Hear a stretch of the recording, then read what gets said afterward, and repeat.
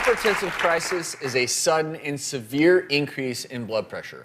Dr. Frida Lewis Hall, the Chief Medical Officer of Pfizer, and I are going to explain why, if this happens, you need to act quickly. A blood pressure reading of 180 or higher on the top, or 110 or higher on the bottom, is defined in medical terms as a hypertensive crisis. It is particularly concerning if it's accompanied by symptoms such as chest pain, shortness of breath, numbness, or weakness. People may also experience severe nosebleeds, a change in vision, or even confusion.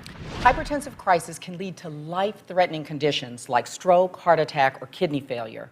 Other side effects can include loss of consciousness, memory loss, or eye damage. If you are experiencing a hypertensive crisis and concerning symptoms, it's crucial that you seek medical attention immediately. For more information, visit gethealthystayhealthy.com.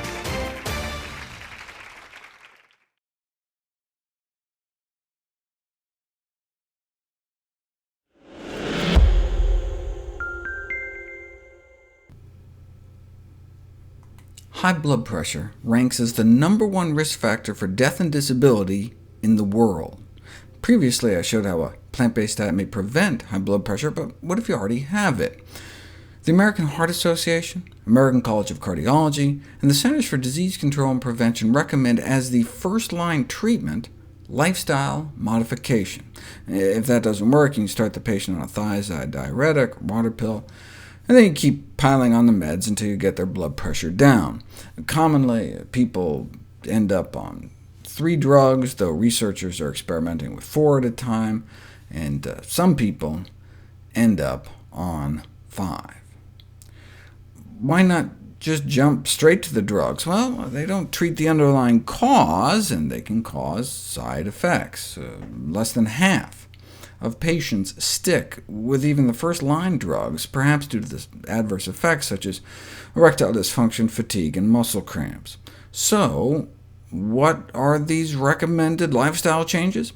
They recommend to control one's weight, salt, and alcohol intake, engage in regular exercise, and adopt a DASH eating plan.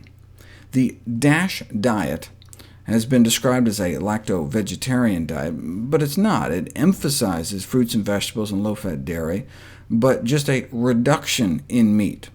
Why not vegetarian?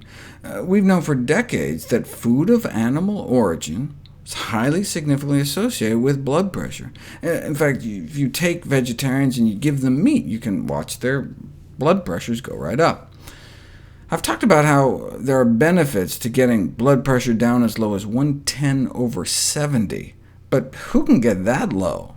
Populations eating plant-based diets, like in rural China, about 110/70 their whole lives, with meat only eaten special occasions, or rural Africa, where the elderly have perfect blood pressure as opposed to hypertension. In the Western world, as the American Heart Association has pointed out, the only folks really getting down that low were the strict vegetarians, coming out at about 110/65. So when they created the DASH diet, were they just not aware of this landmark research done by Harvard's Frank Sachs? No, they were aware. The chair of the design committee that came up with the DASH diet was Dr. Sachs. In fact, the DASH diet was explicitly designed with the #1 goal of capturing the blood pressure-lowering benefits of a vegetarian diet, yet contain enough animal products to make it palatable to the general public. In fact, Sachs found that the more dairy the lacto-vegetarians ate, the higher their blood pressures. But they had to make the diet acceptable. Research has since shown that it's the added plant foods, not the changes in oil, sweets, or dairy, that appears to be the critical component, so why not eat plant-based? Recent meta-analysis showed vegetarian diets were good, but strictly plant-based diets may be better. Vegetarian diets in general confer protection against cardiovascular disease, some cancers, and death, but completely plant-based diets seem to offer additional protection for obesity, hypertension, type 2 diabetes, and heart disease mortality.